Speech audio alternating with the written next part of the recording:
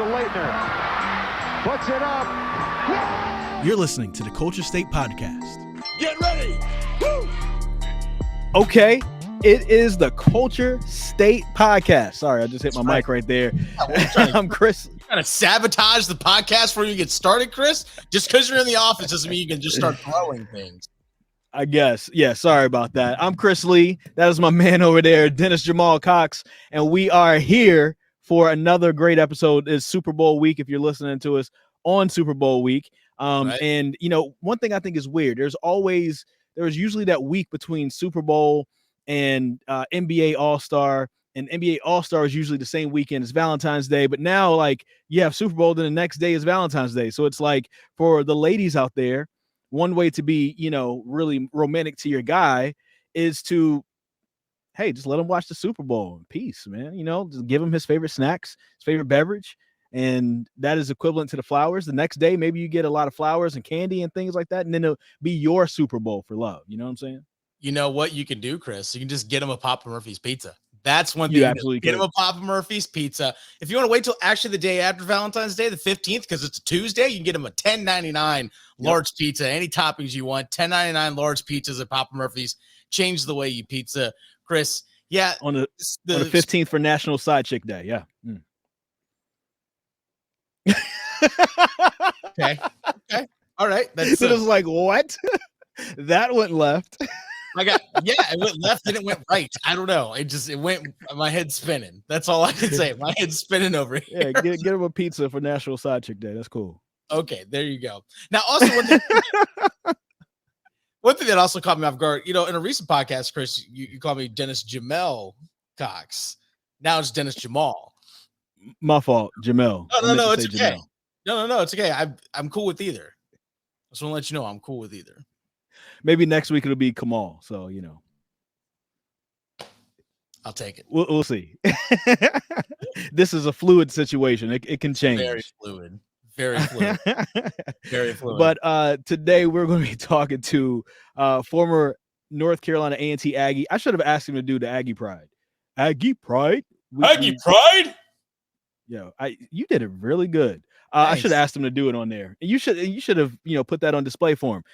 That was a missed opportunity. So that'll be another missed opportunity for Ron Rivera to hold against us. But Brandon Parker is going to be there, played at North Carolina A&T. And then he's also now with the Las Vegas Raiders, was drafted to the Oakland Raiders. Yeah. Had to move to Las Vegas from Oakland. All kinds of things happened with the with the Las Vegas Raiders this year.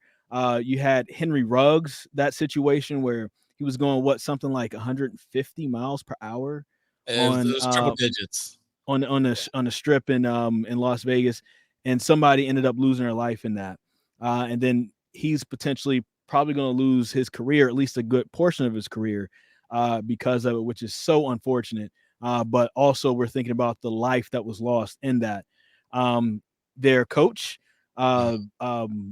Jon Gruden, was fired. Some old emails kind of resurfaced, and you know, him saying certain things about DeMaurice Smith, who's part of the NFL Players Association, president of that association, and then that ended up getting him, you know, kicked out of the NFL. And what was the other situation that happened with the Raiders?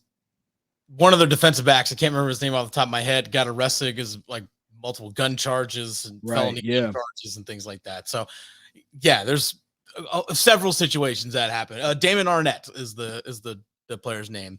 So yeah, they had 2 first-round picks from the last couple of seasons. Yeah, they had to let go because of various off-field situations. Their coach gets fired as well. It was a mess this year for this team.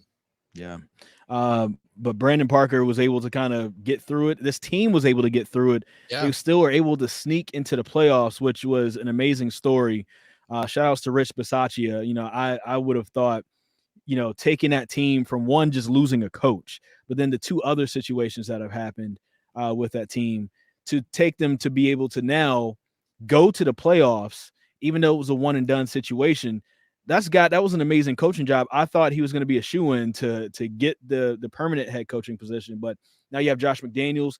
That is a good situation as well. So I think the Raiders are in good hands going forward, and we'll see what happens with them, especially with Kannapolis's very own Brandon Parker, who's right here on the Culture State podcast after this. All right, welcome back to the Culture State podcast, and we have another North Carolina native who's been doing some big things. If you've ever watched a Las Vegas Raiders game, or back when they were Oakland, and you saw the line, you always hear them talk about how big and deep that offensive line is. You've seen this one particular person here, Brandon Parker from Kannapolis, North Carolina, also a graduate of North Carolina A&T State University. So Brandon, thank you so much for joining us. And, first off, I wanted to ask you about just the move from Oakland to Las Vegas and getting used to all that and all that. You first go to Oakland and now you got to go to Las Vegas. How's that been for you and your family?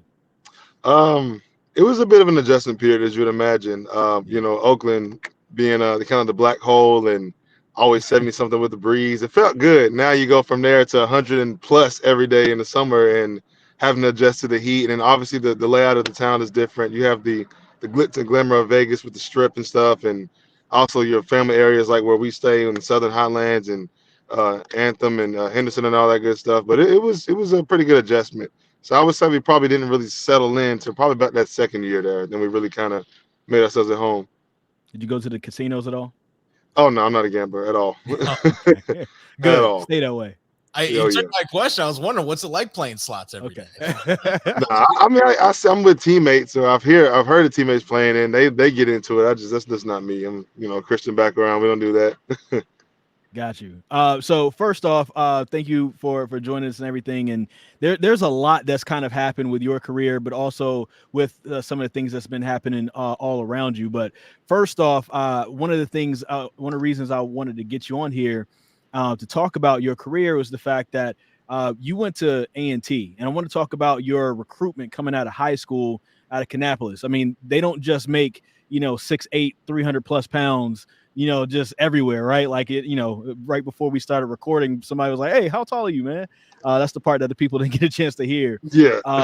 But how do bigger schools, how does North Carolina, Duke, Wake Forest, NC State, Clemson, how do they miss you? And how does A&T get you? And how did you get a chance to stand out? I know, Tariq Cohen, blocking for him was easy, but how does all that happen, and how do those bigger schools miss Brandon Parker? Well, to be fair, Brandon Parker wasn't 6'7" until my senior year. So mind you, I was 6'5" junior year, but I just didn't have a lot of good Only film. 6'5". Yeah, I was 2 inches. It wasn't too crazy of a difference, but so mind you, I didn't have a lot of great film my junior year. I didn't. I played here and there, had some, some good plays here and there, but it wasn't consistent enough to really even garner a D2, D3 offer to me off of just size. They would because of potential, but really wasn't that, I didn't play much. I didn't start the second string, obviously. Then I got to my senior year, it was kind of my time. Got the 6'7", got the good amount of strength, and just started dominating. But by then, of course, you've done a lot of, in research of sports and stuff. That's, your heyday or your field. They usually start looking at your sophomore, junior year, right? They kind of get a feel for you. You have a couple stars to you, extend a couple rivals camps or here and there, or just been to their camp. So I went to some camps my senior year and kind of caught their eyes, but like nothing that was enough for them to like kind of pull the trigger, So I think, but A&T was the first to kind of look at my film mid-season and be like, hey, this guy can play. We want him on our team, and I respect that a lot because they were the only ones to do it. So I just, was going to give them everything I had.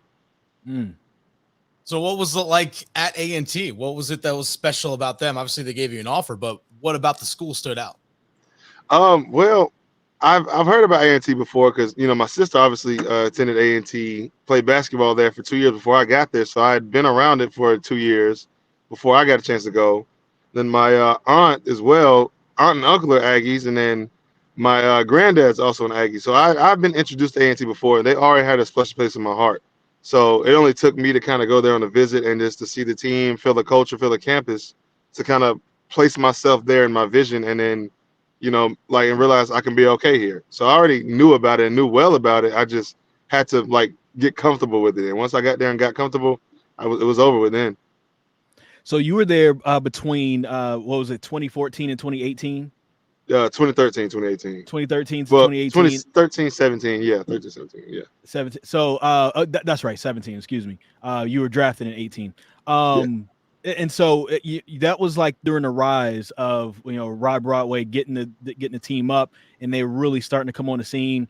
He walks away. Sam Washington, he comes in, and everything kind of stays the same. But then also like Tariq Cohen is going off. You know what I'm saying? And you have the emergence of Mac McCain, who's now with the Eagles, and you have so many different guys who are starting to get looked at.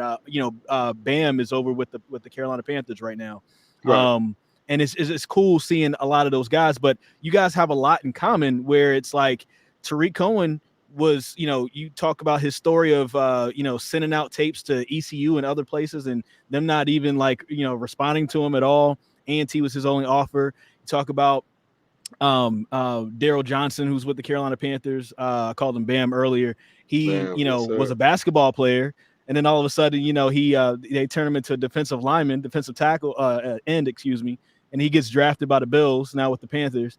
And then Mac McCain, didn't really play football, I don't think, until his junior year of high school, I believe. Couldn't even catch a ball. Then came in his freshman year, started catching all those interceptions. What is it about that group of people and also A&T's staff that was able to look at these people and say, this person has potential, and not only take those people and bring out the most potential, but also go win championships with that potential? I think first and foremost, the credit goes to the coaches for, like you said, having an eye for that talent and knowing, their skills and what they're capable of, and believing in their own talents to take us and mold us, in our best form, I guess. And so credit to them, because Coach Courtney Cord, the D-line coach there now, recruited me. Him and my O-line coach, Coach Wagner, obviously, they recruited me. So, they came out to watch me play basketball, and they seen all the stuff that they needed to mold. Now it was just up to us, which is, where the credit comes to us, is just have the mentality to keep working and see it through. Even when we don't see the versions of ourselves, to believe them and know that, that they're taking us where we need to go. So I think it was kind of just a good collection of good mindsets to kind of, be the best versions of ourselves. Now, something we don't see often in the NFL are HBCU players getting drafted into the NFL. But now the way HBCUs have their own combine and now as a way to showcase their talent, how important is it for the HBCUs to showcase their talent to the professional level? Oh, it's huge. Because, normally, we don't get a lot of national TV games. So sometimes the only time you were able to see really good talent for NFL, for HBCU and potential NFL players was, when we're playing like a Florida, a Duke, a Carolina, somebody that has like a bigger stage than us. And sometimes we're getting blown out the water. So it's like we're not getting the chance to really show what we can do. Like, obviously NFL scouts, they can see within, the score and find talent like ourselves just standing out. But the fact that there's a whole platform just for us to perform and for them to come watch us perform and not worry about us but just seeing ourselves, that's huge. Like, I wish there was a HBCU combine when I was coming out. I was blessed to go to the real one, but I probably would have went to both if I had the option, just because, just to support and show that we're appreciative of them giving us a chance to showcase ourselves. So I want to go back to just, what's it like blocking for Tariq Cohen, somebody who can literally reverse the field at any point and you don't know where he's going to go. There's so many of the highlights I had to shoot with, like, oh, he's on this side of the field. Oh, okay, 53 yards over here on this side. He's on this side, but then he breaks it off for a touchdown. I mean, you were a offensive tackle who was a future NFL player blocking for another future NFL player. So what was that like at that time, and how did he help you grow with his running style?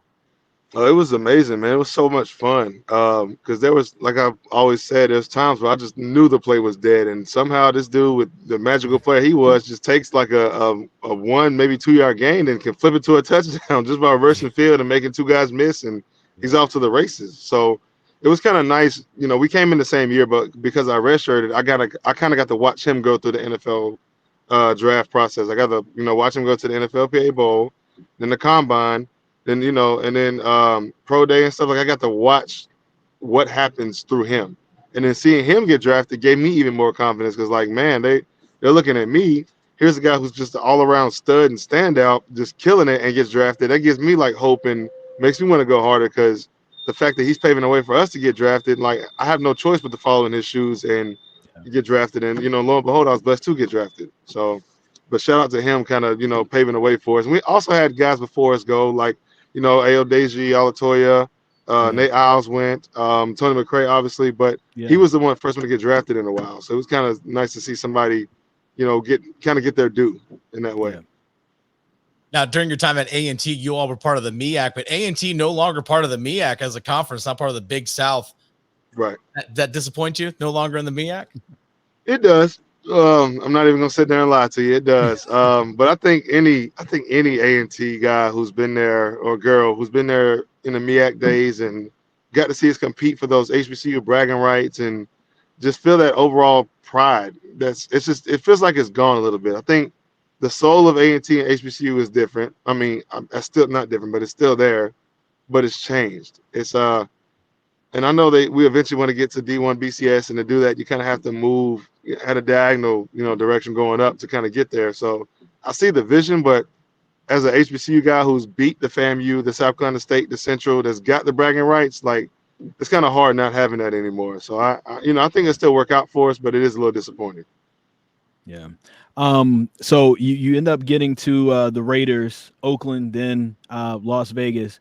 And just think about your career overall since 2018, there's been a lot that's happened in these 3 years. You have the team that's moved. Now you had to deal with the head coach being fired in the middle of the season. You had the Henry Ruggs situation, and then you had other situations. And you also have now Josh McDaniels, who's going to be your new head coach.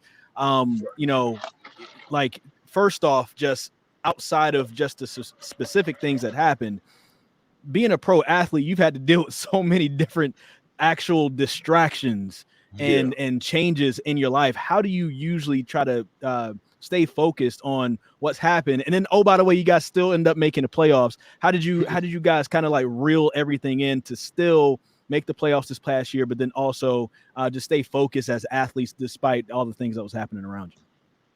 I think we all just kind of we say this in the field, and because if you're at this level, things aren't always going to go your way. So I think it's really, we have a saying about next play mentality, or next man up.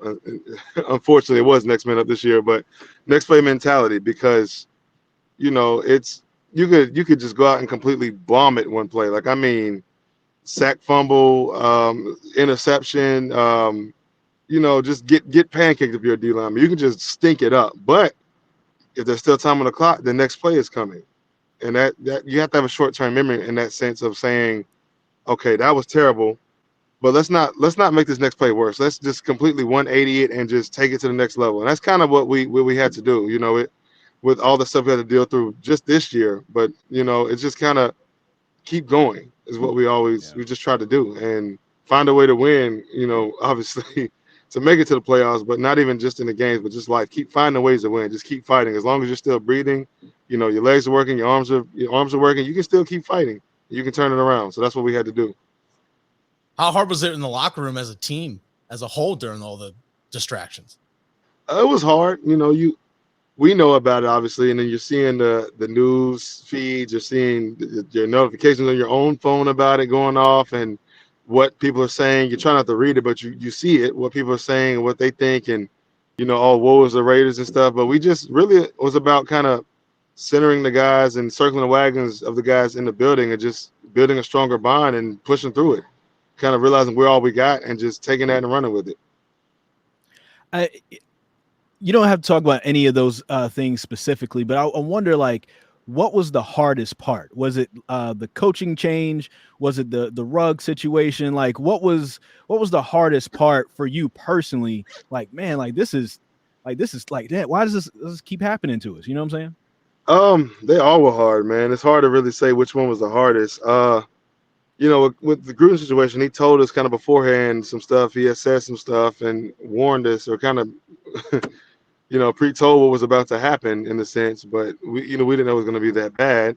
And then with the Ruggs situation, obviously that's our brother. He makes doesn't make a smart decision one night, and now his life has changed forever, man. And that, I would say, as a player, that probably hurt the most, just because that's your brother. Like, you fought with him, you've seen him grow from last year to this year. He's a big part of our offense, big part of our team. Not only that, but he's just a good guy. He's He's a father. So it's just other people's lives are being affected by that decision. And that was kind of the hardest thing to overcome. And I think that's where we lost about 2 or 3 games around that time, just dealing with that, man. It was just, you don't want to say that's the reason, but it's hard to deny that wasn't bearing on us a little bit. Now, when you see something like that happen to a teammate, for you personally, how do you tell yourself, like, hey, I just saw somebody make a mistake. I got to make sure I don't do that in my own personal life. What's that inner conversation like for yourself? Yeah, that's exactly what it is, man. It's kind of learned by example. You know, I hate he was the one to have to show the example, or, you know, really anybody for that matter in the league. You don't ever want to see that happen, especially when lives are lost. But man, if you watch all the heat he takes, and you know how his life changes and what he has to go through now, you definitely don't want to, you know, repeat that mistake, because you don't want to be in those shoes and dealing with that pressure. And obviously you want to do the right thing. So I think just showing what can happen if you don't do the right thing it kind of helps us all like straighten up a little bit more, even though most of us are pretty good guys in that way. Humanizes for me. You know, as far as I know that a lot of your personal growth happens through your actual offensive line coach and your OC. But when it comes down to Jon Gruden, what are some of the things that you've learned from him through his coaching, and how do you think you became a better blocker, a better offensive tackle just through the things that he's implemented and the things that you learned through him? He was a very passionate guy. You know, always first one in the building watching film, and last one out, really. Sometimes, just, you know, he fully dedicated his life to football on every stage possible. Really, every chance he had, he was all ball. So I tried to implement that myself. You know, implement what he does in myself by watching a little bit more film, even though I don't feel like it. Just pay a little bit more attention to the details. Watch more film. Be, you know, step better here. Just try to, for somebody to lead you that's giving everything they got towards it, it kind of influences us to try to give everything we have back towards him. So I think it really made us go harder, because you got a guy who's pouring his heart out and giving his all. So you don't want to disappoint him. You obviously want to match his intensity and give everything you got. And if everybody's doing that, your chances of success are higher. How important is it? A lot of people don't understand. They look at head coach or look at coordinator, but how important is it to have a really good position coach? Oh, it's detrimental. You know, the head coach is like Broadway, kind of just your circle of the wagon type of guy. But your position coach is the guy you deal with daily on a daily basis. You know, it's kind of like your dad in a sense. You know, you want to make dad proud. Dad's gonna always try to steer you right. He's gonna always put you in the right places to win. He's gonna get on you when he needs to get on you, like a true leader does. But he's also your biggest fan when you do it right. And I think that's where all of us, no matter what position you are, gravitate towards our positional coaches, because they spend so much time with us and they show that they care so much about us that, you know, you want to make them proud at the end of the day. And you want to make yourself proud, obviously, but you really just want to, you know, give the guy who's invested so much into you a reward back. And that reward would be a great play. Yeah. So now Josh McDaniels comes in. I'm sure you guys haven't had a chance to talk to him, and I don't even think that they're even allowed to really talk to players as much right now anyway. But as far as just the future, I mean, you know, he comes from obviously a great tree with all those championships and things like that. How are you guys feeling about the future of the organization? How are you feeling personally, and the potential to maybe he can take some of that championship magic and bring it to Las Vegas, and you guys can probably be playing in February next year or years beyond? We're all excited. You know, it's no secret the Patriots has built a winning culture over the years. So we know he knows how to win. You know, even though he's not the head guy, he has a big part in that, you know, coordinator. So we know, you know, how to win. But, you know, I think we're ready to just kind of get with him, and for him to kind of get with us and fill him out a little bit, and obviously buy in whatever he's preaching, whatever his philosophies are, whatever scheme he wants us to do, to really build in and start building, you know, the winning culture that the Patriots have. And hopefully we become the respected team like the Patriots and stuff. So I think that's kind of what we're all excited for. Just the feeling of having something new and being able to buy into that and it actually working out is kind of what, you know, we're all like antsy to get in the building for. All right, Brandon, my final question for you, being from the state of North Carolina, like you are, who were some of the athletes, some of the people, the teams that you enjoyed watching growing up, and maybe some athletes that you may have maybe like to emulate in with your career? It might be a little disappointing being from Carolina, but I was a Buccaneers fan growing up. So okay. when I okay. Panthers fans right now are disappointed, Brandon. I mean, you're right there at Kannapolis. Yeah, I know, man. My mom, dad, sister all rooted for the Panthers. I just couldn't do it. I like to oppose people, so I definitely was a Buccaneers fan growing up, man. But when I played D-line, I tried to emulate Warren Sapp. Played basketball, I tried to emulate Ben Wallace. I used to love how he played, man. He's throwing stuff to the stands. He's ferocious. I used to even try to grow a fro like him at one point. Now offensive tackle, I used to watch your Orlando Pace, your Ogden, your Walter Jones, your Trey Thomas, guys like that who are just consistent at the top of their game. Try to take something from each one of their game and being myself. I didn't really start really falling in love with pancaking people until I got to high school. But by then, those guys were long out the league, so I couldn't take that aspect of the game from them. But as far as that meanness, that just ferociousness, I try to take it from them and put it in my game. That's got to feel good just to take somebody you got somebody coming at you who's also 300 pounds, and you're able just to flatten them on their back. I mean, that's got to feel amazing. I would never know what that feels like. Yeah, it's top tier feeling, bro. It is. It's nothing like it, man. That's why you see guys coming into the league every year getting drafted with just flat backing dudes. Because once you do it once, you're hooked. It's over with. Yeah. Then you just watch the film of yourself over and over again, like, man, I really did that. That's me. And then now you're trying to do it every play. You ain't gonna do it every play because they're good too, but you're trying. But before, I don't have another question, but I just noticed something when you were ordering your food before. And I know before this was off mic, you were saying there isn't a Nukes in Greensboro. I think there's one in Winston-Salem, if I'm not mistaken, close by. Oh, so you're going to visit next time you're there? I might have to, yeah, because we got to pass Winston-Salem going to Greensboro coming from Midland where we live. So it might be a little bit of a side stop, but yeah, I might have to go.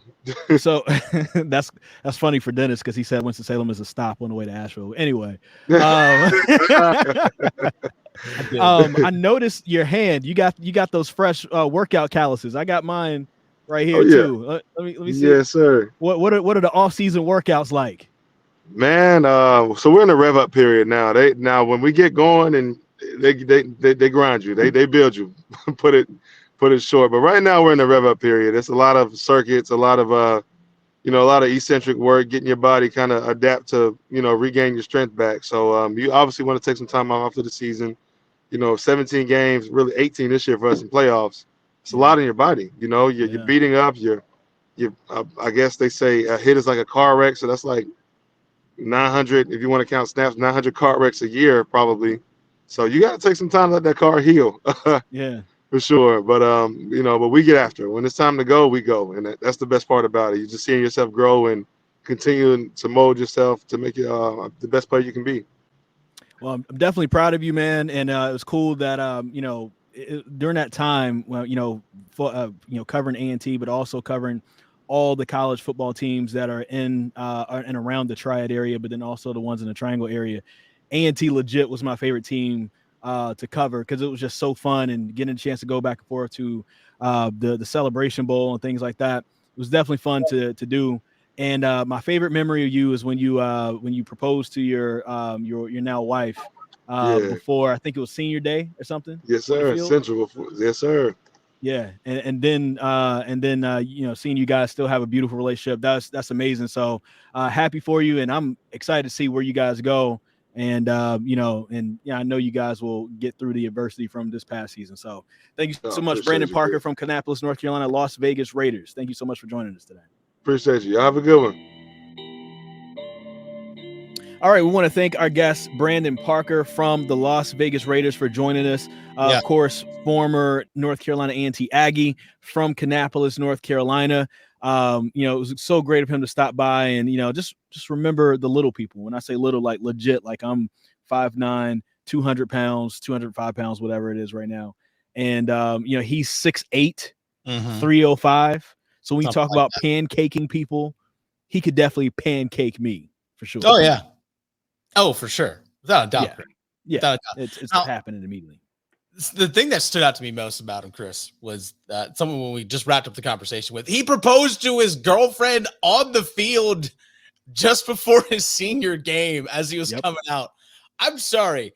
That takes a lot of guts to do that. One, you better be 100% certain she's going to say yes. 100% certain she's going to say. Anytime you do a public proposal like that, you better be 100% certain. A, that she's going to say yes, and B, that she's cool with it. So those are two very important things, because she might say yes, but doesn't mean she's going to be cool with it. So anyway, that could say no too, which means she's definitely not cool with it. Yeah, exactly. Like, I'm just thinking in my head, could you imagine if she said no? Like, he'll forever be known as that guy. Forever. First off, if she does say no, and maybe we should ask him this, but no, we shouldn't ask him this, because I don't want to even put these thoughts in his head.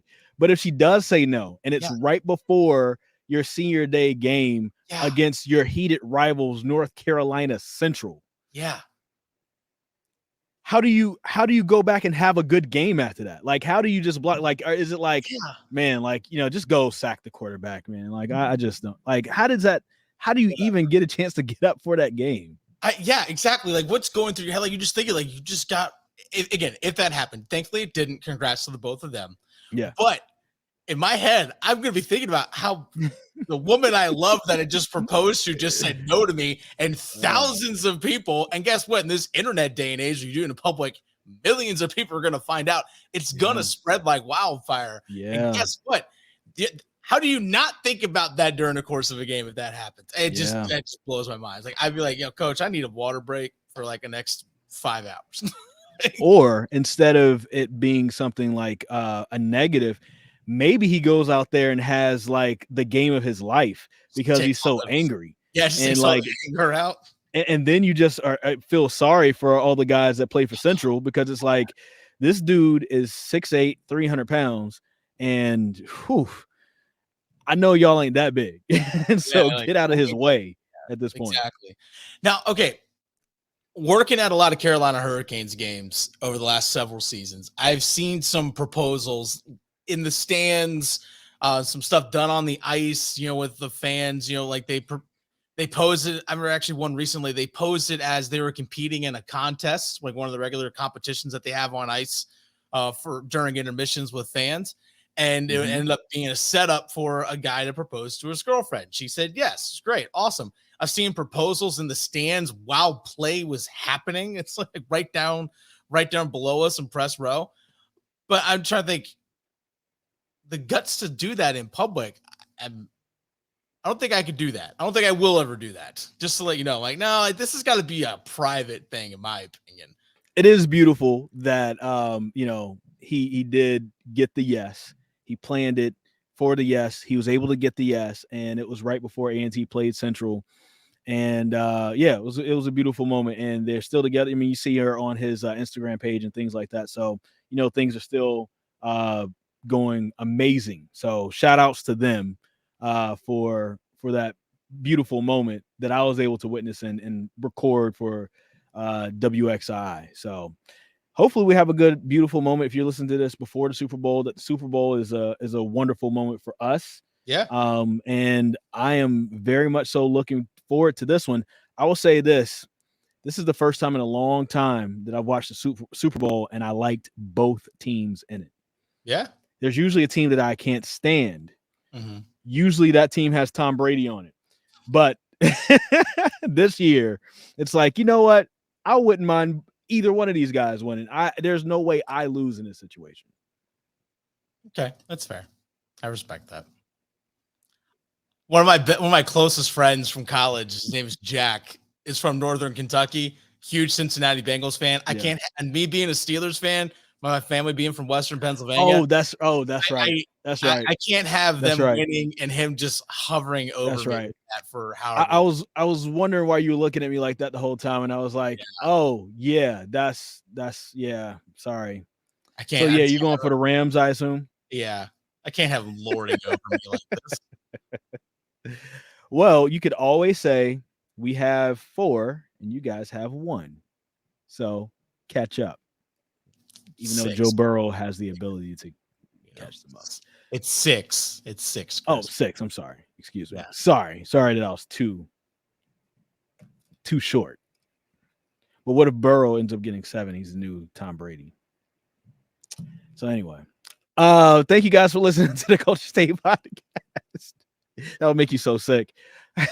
Be sure to give us a high rating, a 5-star rating, if you please, on the Apple.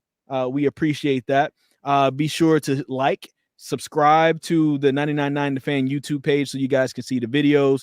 If you're wanting to watch the actual video instead of just listening to it on the podcast platform, we appreciate you sharing with your friends. And we've got a lot more coming up here in the near future for sure. Remember, day after Valentine's Day, $10.99 Papa Murphy's pizzas, because it's Tuesday. $10.99 Papa Murphy's, change the way you eat pizza.